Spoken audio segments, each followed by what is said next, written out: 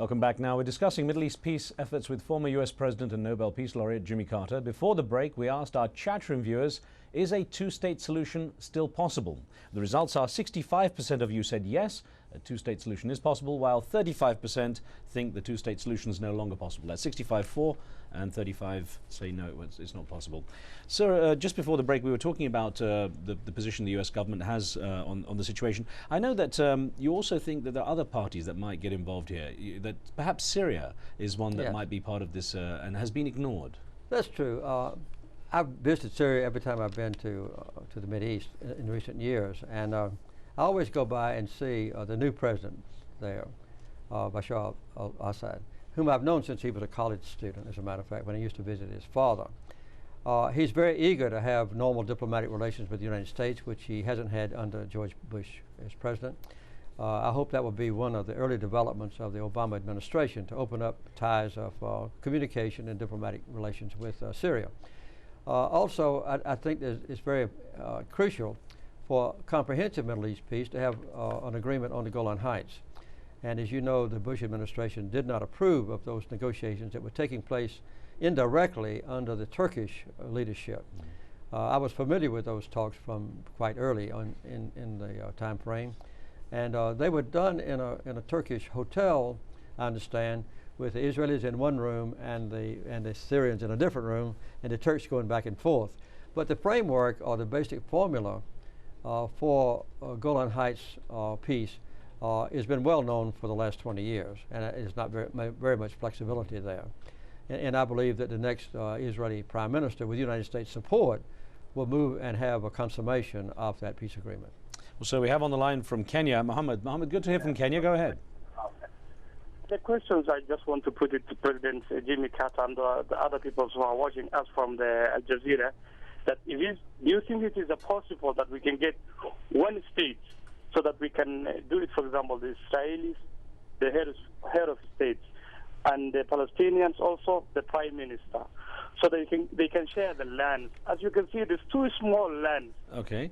Mohammed, on that point, I think President Carter, you've already said it would be disastrous from Israel's perspective. Even this idea of power sharing. I think it would, because you'd have to have either one of three things. One, Israel would have to have, you might call it ethnic cleansing, to force Palestinians to leave Palestine, the West Bank and Gaza.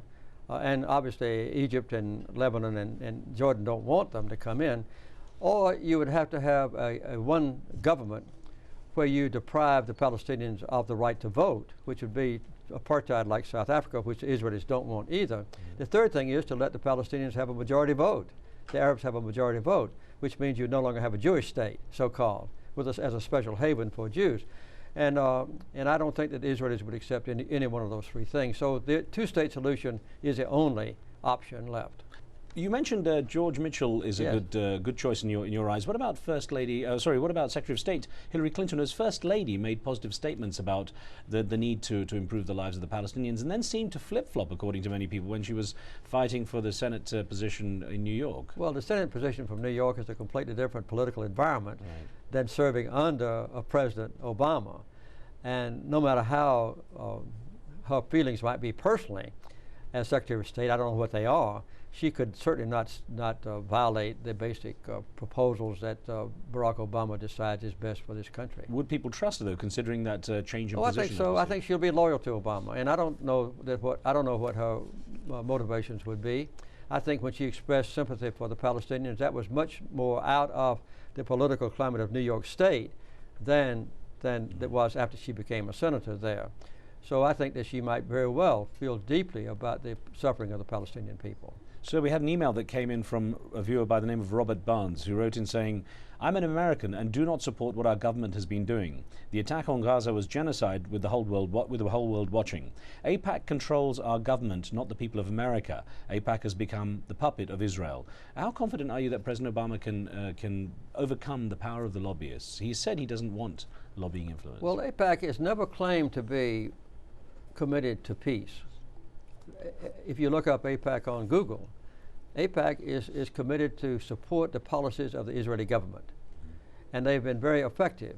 And it's almost politically impossible for any member of the U.S. Congress to come out and publicly condemn Israel. they would have a difficult time getting reelected in our country. But there is an emergence in recent months, I'd say the last 3 or 4 years, of an increasing number of Jewish organizations within America who are for peace. And J Street is one small group, but there are a lot of others. When I wrote this other book about Palestine, Peace Not Apartheid, I received the next month 6,100 letters, an outpouring of letters about the book, and 71% were positive for me.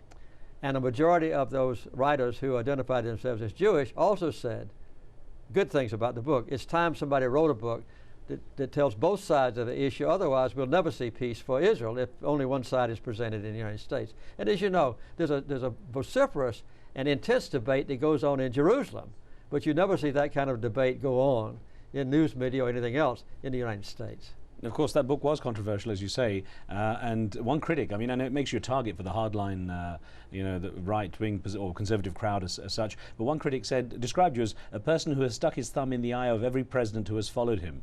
Do you ever worry that you jeopardize official U.S. diplomacy by using Carter diplomacy? Well, I'm always very careful to use any diplomacy in a very proper fashion. For instance, when I have been to the Mideast the last 2 times last year, including last month, I make publicly clear the fact that I'm not a mediator, I'm not a negotiator, I'm just a fact finder who goes over there representing not the U.S. government but the Carter Center. And I also always make sure that the President of the United States and the Secretary of State knows where I'm going and with whom I'm going to meet. And the day after I return home, I always meticulously send them a full trip report on everything I do on the trip to the White House, the State Department, and also to the United Nations Secretary General. So I don't do anything secretly. I'm not a diplomat. I don't negotiate. I just represent my own organization.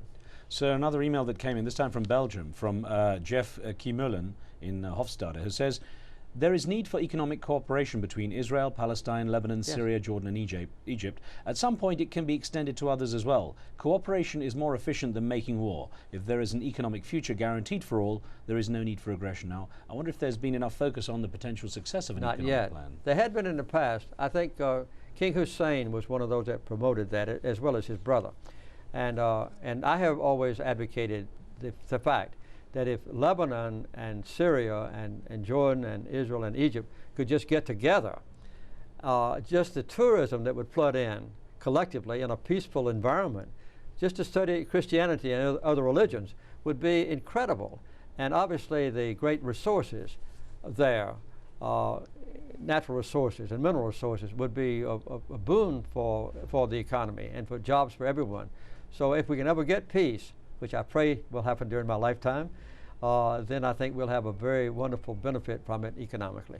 Now, of course, with the Camp David peace agreements, you negotiated peace between Israel and Egypt, but yes, a lot of people say that perhaps let Israel off the hook, and the critics say that it made Israel stronger, and Egypt, the headache of Egypt was taken away. And I wonder if, when you look back on it, that it might have been done differently. I can't deny that, because when I was elected president, there had been 4 wars in the region in 25 years. Primarily between Egypt and a few other Arabs versus Israel. And I thought it was best to bring a peace to the people. And the Camp David Accords was two parts. One was between Israel and Egypt, which is what you mentioned. The other part was a commitment by Israel, by Menachem Begin, confirmed by the Knesset, the parliament, that Israel would withdraw militarily and economically and politically from the West Bank and Gaza, and that they would acknowledge UN 242 as prevalent. That is, you couldn't acquire territory by war. So Israel carried out the commitment made on peace with Israel, withdrawing from the Sinai, but they didn't carry out the other part that they agreed to do, that is concerning the Palestinians. Sir, unfortunately I have to stop you there. We're out of time. Many more questions, but hopefully another time. I look forward to it. Thank you, sir. Thank you for watching. Till on the next show, we talk with the only blind man to have scaled Mount Everest. It's an inspiring story you won't want to miss. From me and the team, we'll see you next time.